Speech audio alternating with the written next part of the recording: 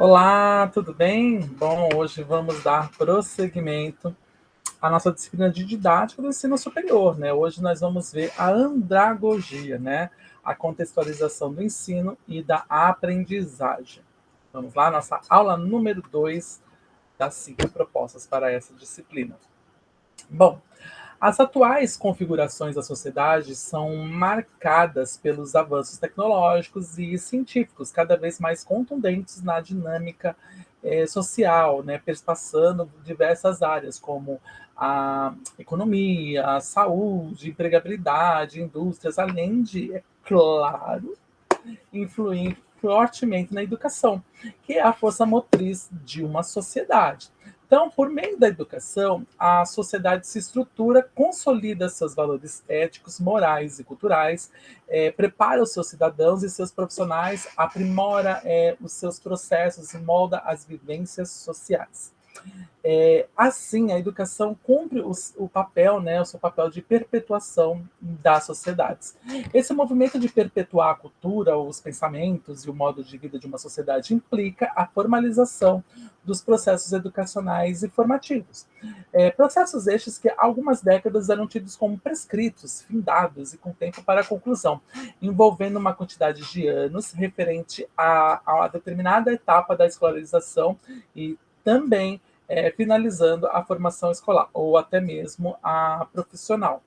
No entanto, né, entretanto, a nova dinâmica de constituição social implica estar aprendendo constantemente, pois os conhecimentos se renovam e se alteram muito rapidamente. O conhecimento não é imutável como se acreditava. Novos saberes são produzidos e requerem que diferentes competências e habilidades estejam em constante ebulição.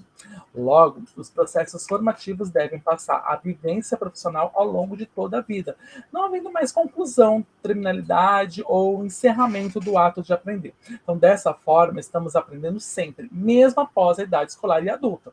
São aprendizados específicos, selecionados para atender necessidades também específicas, que remetem às diferentes dimensões da vida, seja no âmbito pessoal ou profissional.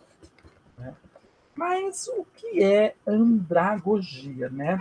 O processo de aprender na vida adulta é denominado andragogia e diz respeito à forma estrutural, cognitiva e biopsicossocial com que a pessoa aprende. Ou seja, se refere ao processo de ensino e aprendizagem na perspectiva de um adulto aprendente, buscando as nuances desse processo que tem no professor e no aluno copartícipes, né, do movimento de aprender e de ensinar, né? O que é copartícipes, né? Copartícipes é o que participam juntos, né? O aprender e o ensinar se pautam na ciência da educação, a pedagogia, né, que articula com os elementos que se estabelecem o ensino e a aprendizagem como processos formativos e educativos.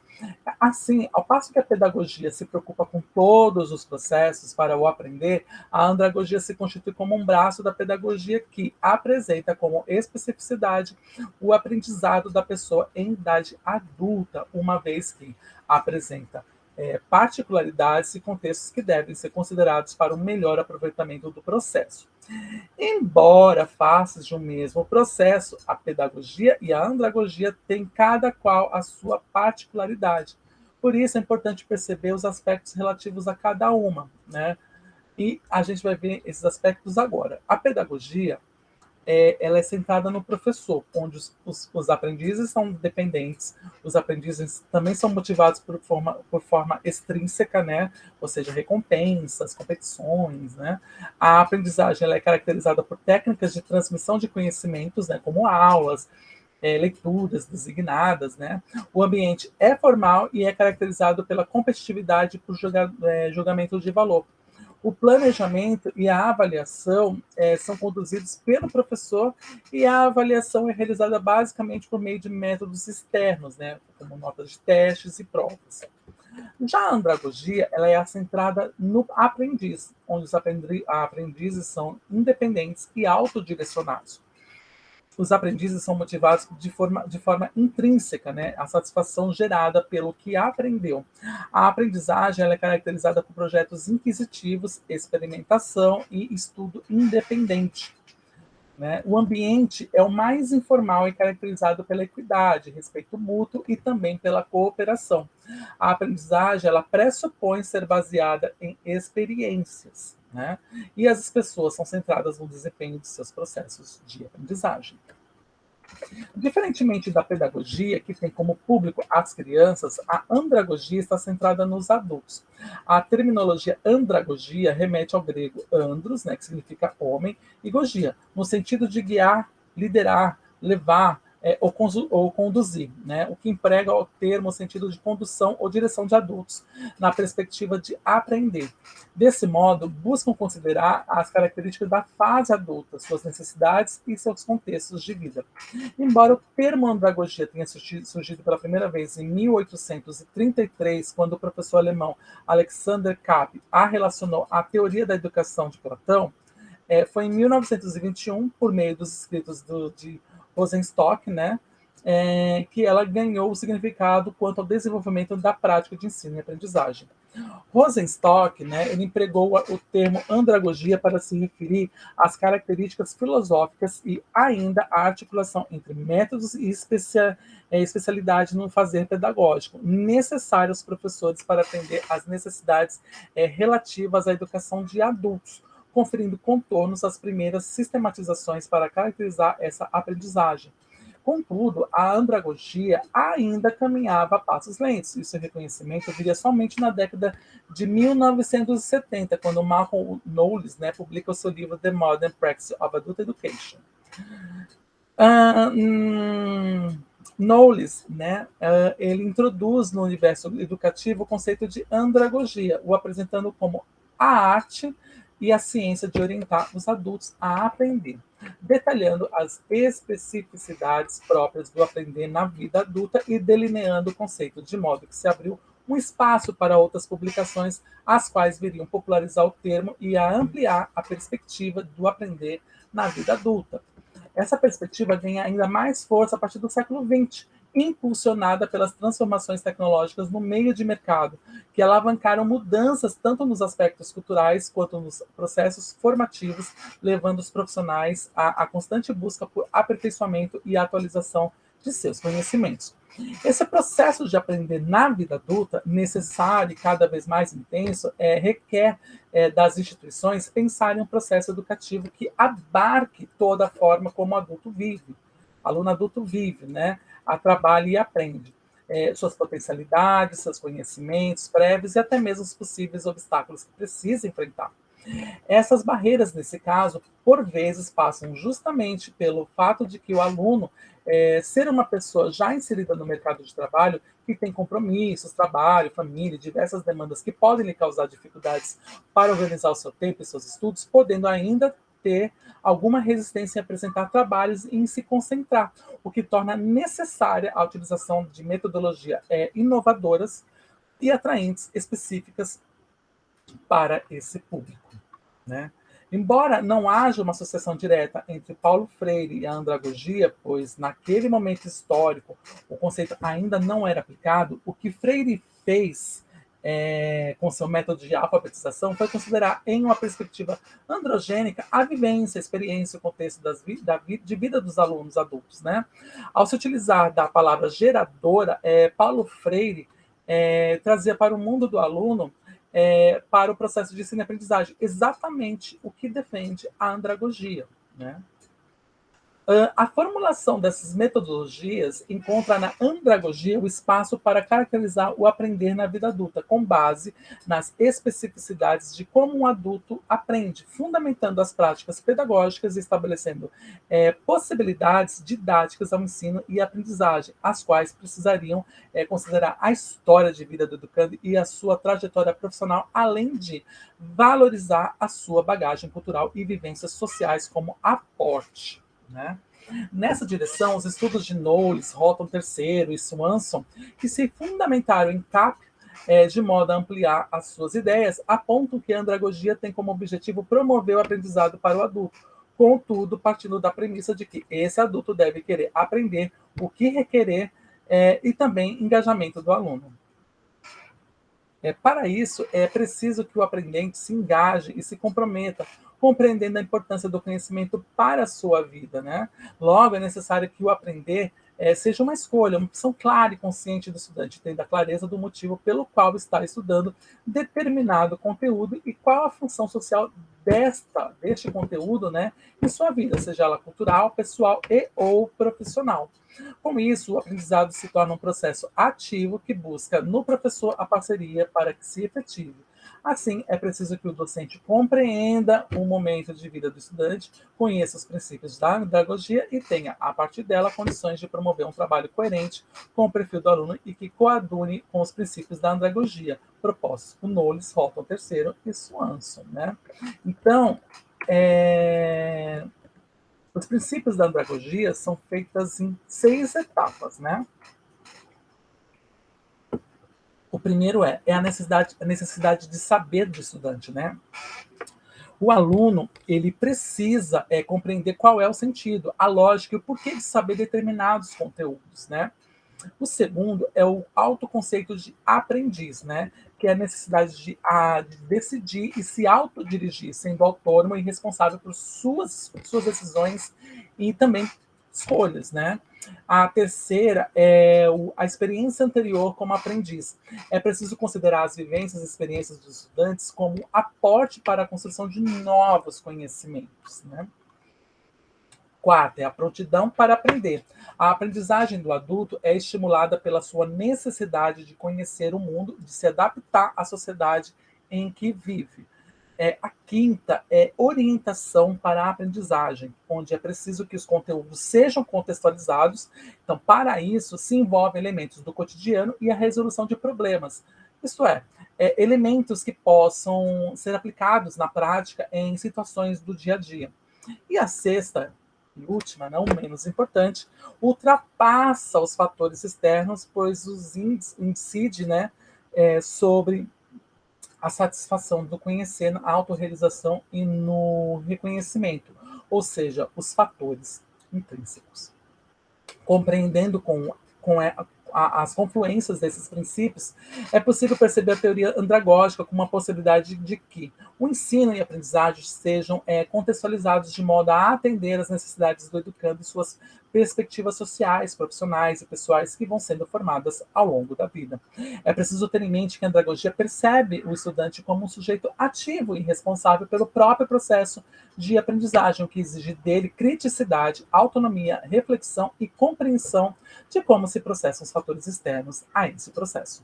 Essa percepção crítica e reflexiva da sociedade, do conhecimento e das relações sociais serão mediadas pelo professor, que, conhecendo a andragogia, irá se utilizar das vivências e percepções do aluno para alavancar a construção de novos conhecimentos. Bom, para complementar o que eu falei aqui, eu vou dar uma sugestão para vocês de um documentário que está disponível aqui no YouTube.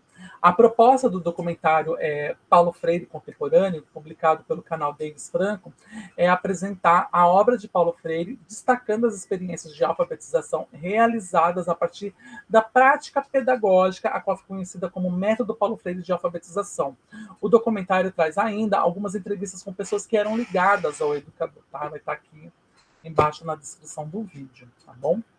Para continuar, vamos agora ver o ensino superior, né, as particularidades pedagógicas. Então, os processos formativos nos dias atuais, nos quais os alunos têm um vasto arcabouço de pesquisa, podendo buscar informações de diversas fontes, confere ao professor uma função muito forte de mediador do conhecimento. Pois, ao contrário do que se pregava a pedagogia tradicional, o docente não mais transmite conhecimento, mas sim auxilia o aluno a compreender e a se apropriar desse conhecimento.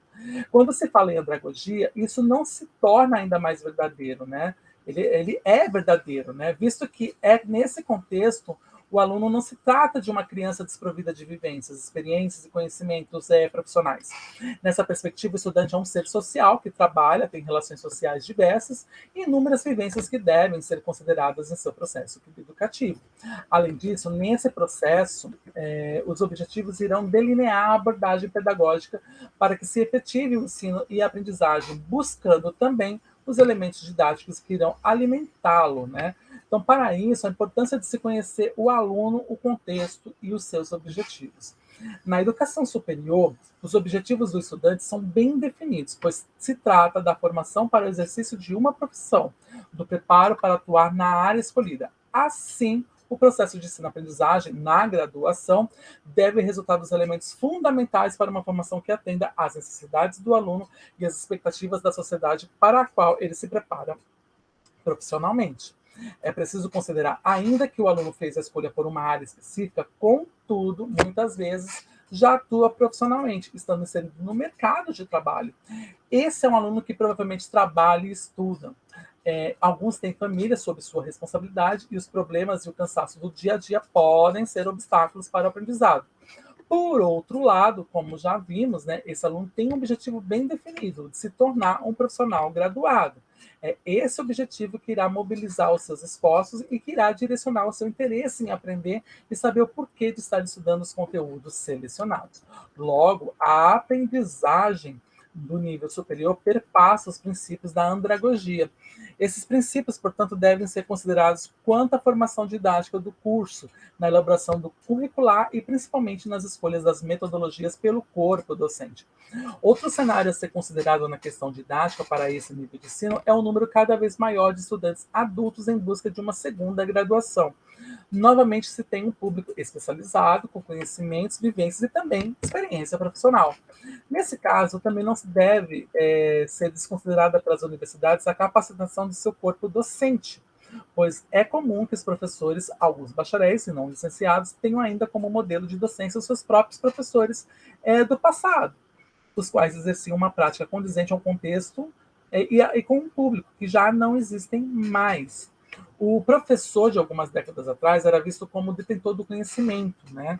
Transmissor de conteúdos aos alunos com pouca preocupação em relação ao aprendizado real, né, desse conteúdo. Sua postura era reflexo de sua prática, fechada, com pouco espaço para diálogo ou questionamentos. No entanto, os contextos atuais trazem um aluno mais questionador, crítico, que busca informação de diferentes fontes, procurando no professor uma possibilidade de diálogo para compreender os conceitos e formular ele próprio os seus conhecimentos. O docente, nesse momento, é mais mediador e menos transmissor, uma vez que ele propicia os caminhos para a aprendizagem.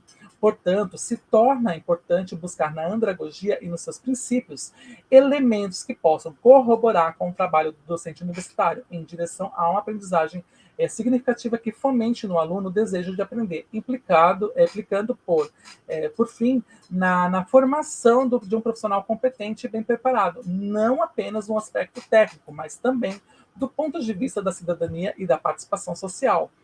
Os contextos atuais, eles exigem profissionais mais competentes, capazes de se adaptar a diferentes situações humanos e éticos, né? Logo, somente a formação técnica, embora ainda importante, não é o suficiente. É nessa perspectiva formativa que as instituições de nível superior devem atuar, refletindo sobre a sua prática docente e a reformulando, quando necessário, para que dela se resulte em um novo processo formativo. Então, nessa perspectiva, a andragogia é um alicerce para a efetivação de aprendizados significativos que traduzam informação eficaz e competente, frutos de uma prática pedagógica voltada para as expectativas, necessidades e contexto dos alunos, pois, conforme anunciam tanto Knowles quanto Holton III e o Swanson, nossa posição é de que a andragogia apresenta princípios fundamentais para a aprendizagem de adultos que permitem àqueles que desempenham e conduzem esse tipo de aprendizagem construir processos mais eficazes. Esses processos mais eficazes, contudo, precisam de uma prática pedagógica diferenciada, que remeta a um novo olhar do professor, compreendendo o discente como parte da vida ativa da própria formação, e ainda entendendo que essa aprendizagem do aluno adulto perpassa, né, os conteúdos curriculares, sendo também parte de uma formação integral que o prepara para a atuação profissional e para o exercício da cidadania.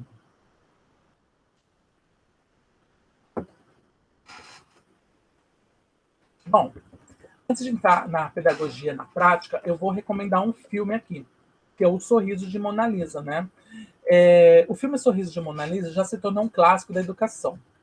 Entre os diversos temas que compõem a obra, podem ser percebidas algumas tendências andragógicas, né? Assim, na história, o primeiro contato da professora com as alunas é bastante negativo, pois ela não conhece o perfil da turma, não sabe quem são suas alunas, né? Então, após conhecê-las melhor, a professora vai modificando a sua prática e então passa a criar estratégias de ensino e aprendizagem que despertam nas alunas a curiosidade e gradualmente tendem a torná-las mais críticas, envolvendo-as de modo ativo no processo de construção do conhecimento. Bom, considerando tudo que já vimos até aqui sobre andragogia, você já pôde perceber que ela não se trata apenas de uma metodologia, mas sim de uma concepção de educação. Ou seja, se trata de uma forma de conceber o processo educativo, né, do estudante adulto, compreendendo pelas suas especificidades. As práticas andragógicas entendem que cada estudante é único, que cada um tem a sua formação de aprender, o seu ritmo, suas vivências, experiências que impactam diretamente no processo formativo. Assim, não é somente adaptar a prática aos princípios da andragogia, mas também entender que o aluno adulto tem particularidades em seu contexto, que influenciam no seu desempenho acadêmico.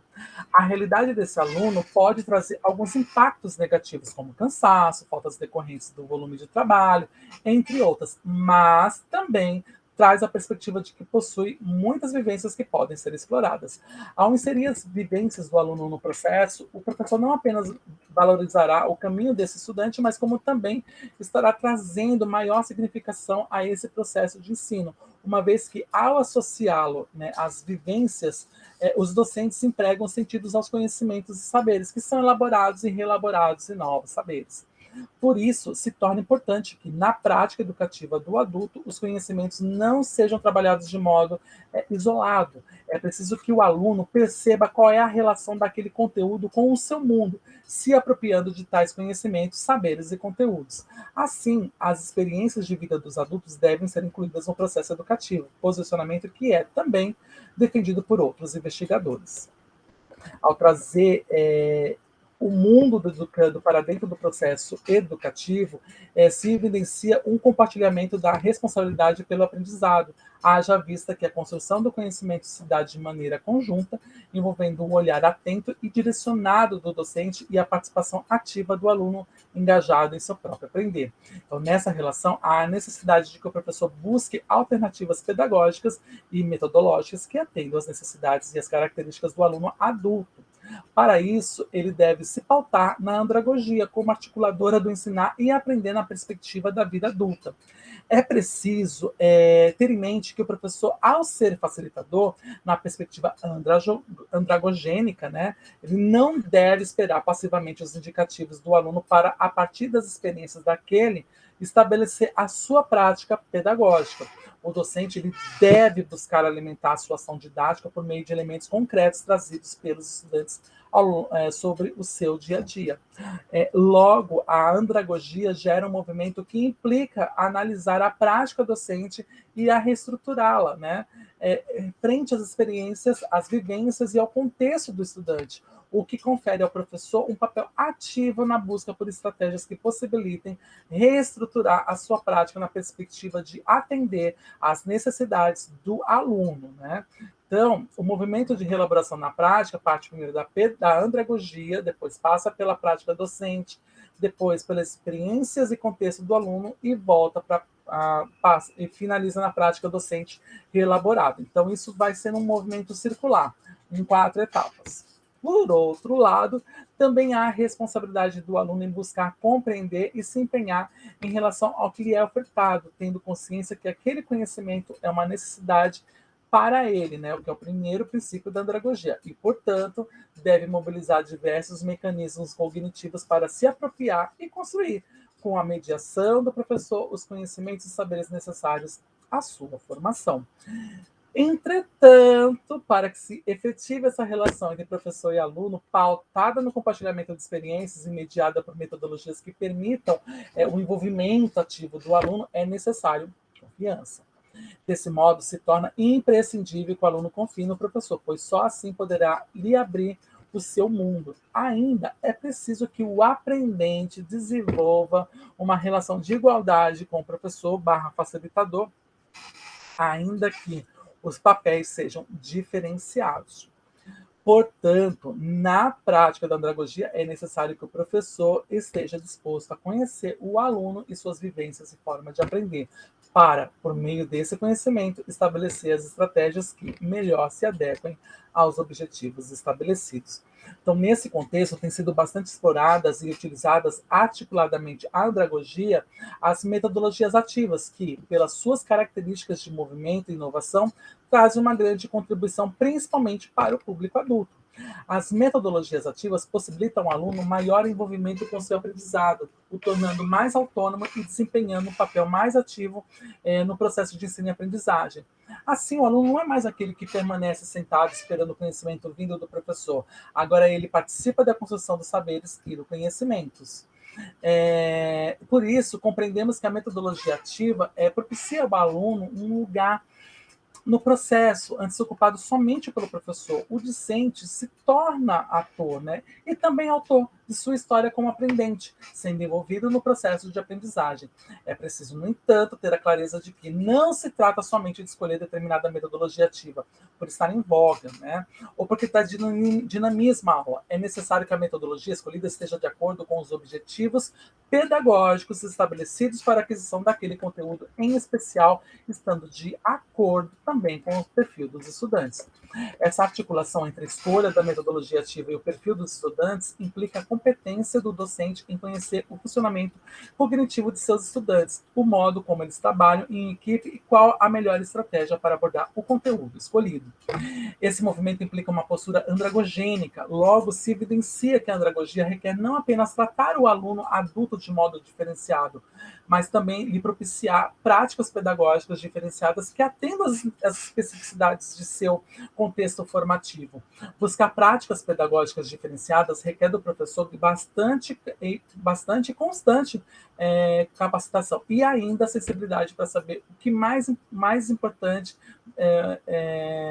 do que considerar as práticas diferenciadas é conhecer o seu aluno, saber que tipo de atividade o atrai, como ele funciona do ponto de vista cognitivo, pois a prática, por melhor que seja, pode não alcançar os objetivos se for escolhida aleatoriamente.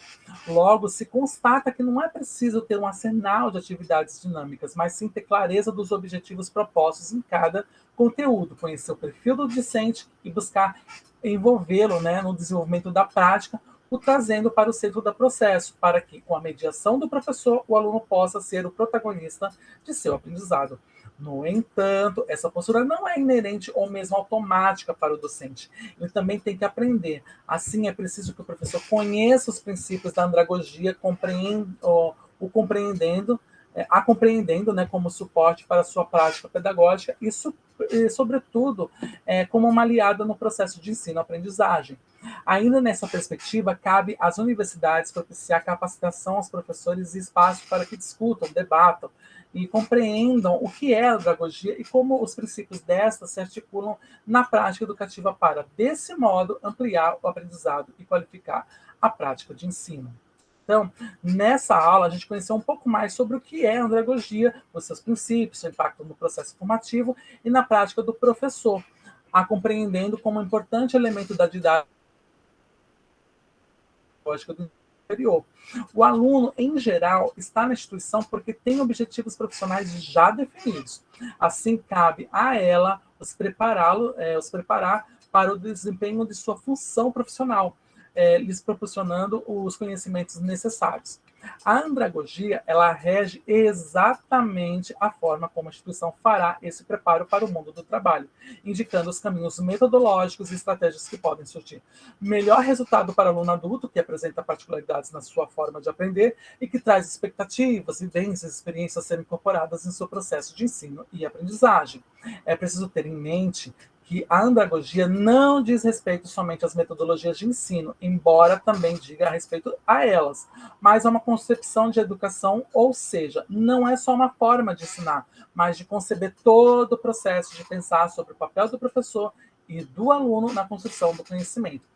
A gente conclui, então, que para a andragogia poder orientar os processos de ensino-aprendizagem, se torna necessária a constituição de vínculo entre o professor e o aluno, envolvendo confiança mútua e uma relação de igualdade, que permita o envolvimento ativo e autônomo do aluno no processo. Contudo, mantendo o valor do trabalho docente na mediação, a fim de realizar uma construção conjunta de conhecimentos e valores formativos. Bom, para a aula de hoje é isso. E na próxima aula, na sua terceira aula, vamos falar sobre a organização do trabalho docente. Tchau para vocês.